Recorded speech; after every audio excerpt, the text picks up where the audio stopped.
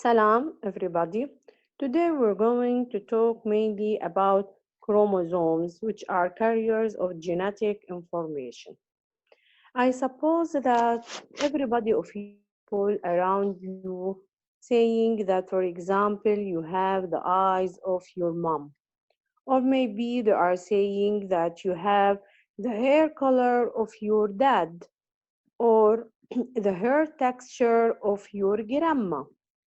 What are these things that people are talking about all the time? These things that I mentioned here are example of what we call traits or features. Mainly we're going to define them here in biology as traits. What are these traits? How many of these traits do we have in humans? Where these traits are expressed in your body? Actually, so far, scientists had discovered about 100,000 traits in humans. And these traits mainly are localized in the nucleus of your cells. If you remember in chapter 3, activity 5, when we talked about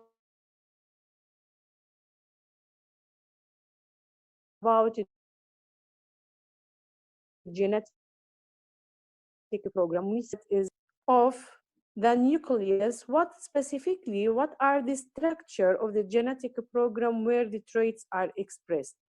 Actually, we have a structure in the nucleus that we call chromosomes. Chromosomes. How many of these chromosomes do we have? I'm going to write it here. Chromosomes. These are colored structures. Chromosomes coming from colored structure. Now, how many of these chromosomes do we have in our cells? The number of chromosomes in our cells differ from one species to another, but it is specific to the species. For example, scientists have localized or they have found, sorry, they have localized about 46 chromosomes in the human cells. We have 46 chromosomes in our cells. Okay, are they localized on all our cells or are they found on all of our cells? Actually, these 46 chromosomes, yes, they are the same in all our somatic cells. Here to know more about the chromosomes, and I'm going to teach you later how the traits are organized here on the genes of the chromosomes. But before talking about genes and alleles on the chromosomes, I'm going to differentiate between somatic cells and sex cells. Why I'm going to differentiate here between somatic cells and sex cells? Somatic cells and sex cells. In our body, we have two kinds of cells. Somatic, or what we call body cells, and sex cells, or what we call gametes. Gametes, yeah, meaning sperms and ova.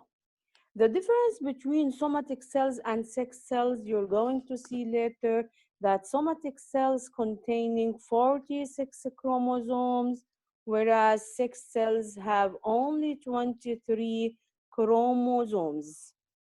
Okay, what are somatic cells? What are sex cells? Actually, all the cells in your body are somatic except the sex cells. Okay, what are sex cells? Sex cells actually are the gametes, which we refer for by them as sperms and ova, and they are only found in your reproductive system. You don't have any sex cells anywhere else except in the reproductive system, specifically In the reproductive system, we have them in the ovaries of the female and the testes of the male. Anywhere else, I don't have sex cells. So now I can say that all the other cells, other than the sex cells, these are somatic cells. For example, muscle cells are somatic cells. We have the nerve cells are somatic cells. We have, we can say that the bone cells are somatic cells, the skin cells are somatic cells, intestinal cells are also somatic cells. What the main difference between somatic and sex cells? In my lesson here, in our activity in chapter 7, we have the main difference between somatic cells and sex cells is that the number of chromosomes in the somatic cell is 46 chromosomes, whereas in the sixth cell I have only have the number which is a 23 chromosome. Why? Because later when I have 23 chromosomes in the ovum and I have 23 chromosomes in the sperm, when these two gametes are going to unite by fertilization for to have a new baby, a new individual, here I'm going to start with 46 chromosome. This is the first somatic cell that everybody of us start with it. Every one of us starts in this somatic cell that we call it zygote or fertilized egg, and then all the other somatic cells originate from this first fertilized egg or first somatic cell in our body. So all your body cells are somatic cells. Okay, now it's clear for you that all of our somatic cells have 46 chromosomes or 23 pairs of chromosomes. Why 23 pairs? 23 pairs, يعني meaning I have 23 chromosomes from my father and I have 23 chromosomes from my mother. Or we can say that I have 23 chromosomes of paternal origin and I have 23 chromosomes of maternal origin, يعني from the ovum of the mother, here paternal origin from the sperm of the father. You can memorize them as follows: paternal origin, papa, maternal origin, mama. Okay, here I have 23 chromosome of maternal origin, 23 chromosome of paternal origin. Okay, what are these chromosomes? Now it's very important to know what is a chromosome, how the traits are organized or found on this chromosome. Okay, I have 46 chromosome, yani I have how many kinds? In humans, actually, I have, since I'm saying I have 23 pairs, yani I have 23 kinds of chromosome numbered from 1 to 23. From 1 to 23, yani I have two chromosome number 1. Why two chromosome number 1? I said that one of maternal origin, one of paternal origin. I have two chromosome number 2. Why two chromosome number 2? Because I have one is of paternal origin, one of maternal origin. I have two chromosome number 3, two chromosome number 4, two chromosome number 5 till I reach to two chromosome of 23 or number 23. So I have 23 pairs, 23 kinds of chromosomes, but I have 23 from my father, 23 from my mother. طيب, I have drawn this chromosome like this. Usually we say that chromosome are rod-shaped structure.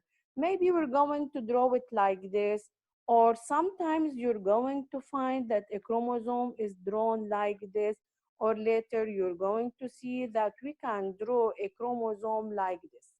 Now at the beginning, I prefer to draw chromosome like this.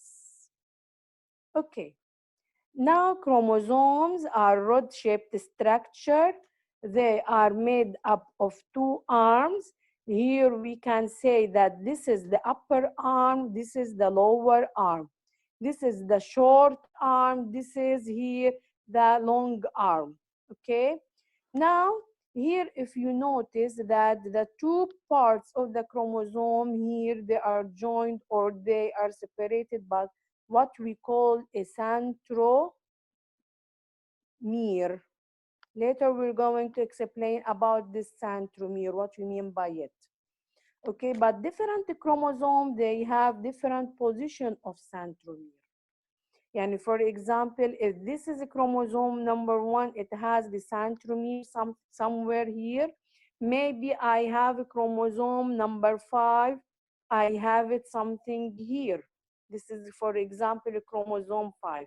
But you have to pay attention that chromosome 1 in all human has the same location, the same position of the centromere. Okay? So also chromosome number 1 in all humans has the same size, the same shape, the same position of centromere. So how many chromosome number 1 I have? I told you that I have two chromosome number 1. One from my father. I have a problem here maybe.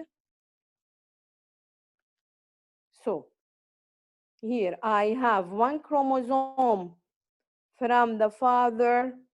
Again, I have this problem. I'm going to draw chromosome number 1 here. I have two chromosome number 1, one from the father, one from the mother. These two chromosomes, since they have the same number, so they are of the same size, they are of the same shape, they are of the same position of the centromere, and most important that they have the same arrangement of genes. Oh, I haven't talked about the genes. Each chromosome is divided into many genes.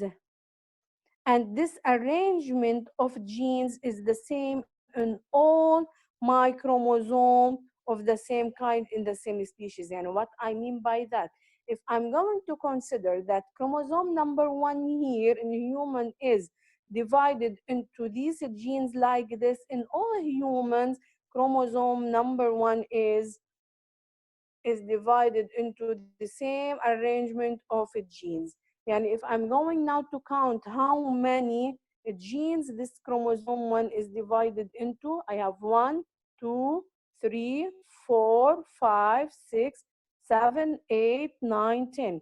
This is a gene. Okay, this is another gene. This is another gene. I'm skipping some genes if you notice. This is a gene. Okay, what are these genes? Actually, these genes are locations. Each gene is responsible for one trait. So one chromosome can carry different traits.